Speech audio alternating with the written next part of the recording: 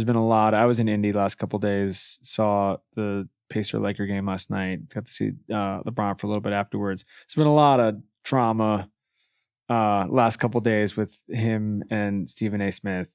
Without getting into the specifics of those two, because that's their own thing. Right. I guess my question is just in general, from your perspective, what responsibility do you think the media has? And we say this is, us doing this pod all the time, doing other players and that, but what responsibility does the media have to not make themselves the story?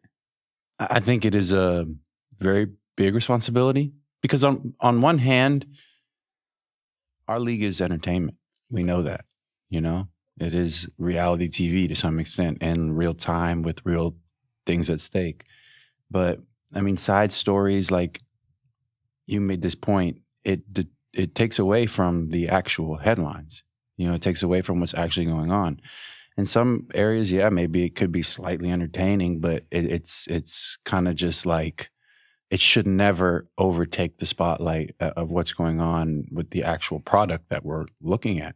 Does it feel at times like you're in a reality show, like almost like the Truman Show, in a way with how everything is being set up? Not me personally, right? Because I'm not involved in any of this directly, but from a distance, it kind of looks like that. I don't know much about what's going on in that whole situation, and I'm actually behind information-wise anyway. But yeah, I agree with the sentiment that it shouldn't, it takes away from the actual thing that we're covering. Yeah. And it is the role of the media to not make them. I think that's a thing kind of everywhere. When you're covering something, when you're talking about something, when you're involved with something like that, don't make yourself the story. It could get messy that way. What's really crazy, and this is, I think, what we try to highlight with this show and with, some of the other stuff that we sort of work on. On First Take today, they spent the whole time, that's a specific example, but the whole time talking about this issue. They did not talk about the Rockets winning 10 of 11. They did not talk about the Celtics winning 7 in a row. They didn't talk about Kawhi and how that team looks. They didn't talk about the Pistons. They didn't talk about how Tyrese has been playing in Indy. They're not focusing on any of these things that are actually happening. These aren't like fluff pieces they should be talking about. These are actually positive developments that are happening in the league currently. It is just like one person in the media and their one issue with one other guy. And that's the whole time. And so I'm like, I don't know if this just happened, so you might not have seen it, but Adam Silver had this thing. He was doing some event today, and they asked him what he thought about this whole thing. And he basically just said, I'll read it. He said, sometimes it seems in other sports, the coverage around the game seems to me more celebratory. And I'm like, I see that. I've agreed with that. I think I've said that before. Yeah. Like, it just feels like you're a thing where like, how can you claim we have 6 weeks to the playoffs. You have more talent than the league probably has ever had.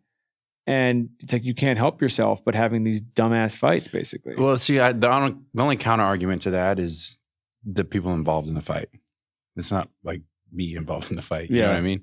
You have a person in Stephen A. who has been given a platform and who has been elevated to a position of big importance as a sports voice, right?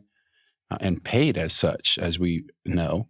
And then you have one of the game's all-time biggest stars. So it's not just some random little reporter, some random everyday player. Yeah. I think the main differentiator in this situation is that this is the heavy hitter of our league and the heavy hitter of the media side.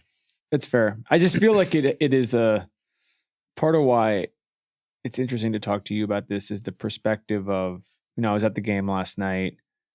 LeBron ironically wins it on a buzzer beater. It's his 8th buzzer beater ever, but it's an amazing game. Mm-hmm. There's back and forth. It's the storyline of Bron struggling early. Yep. His streak of 1,280 some games almost on the line. Busted it up. Yeah. And guess what?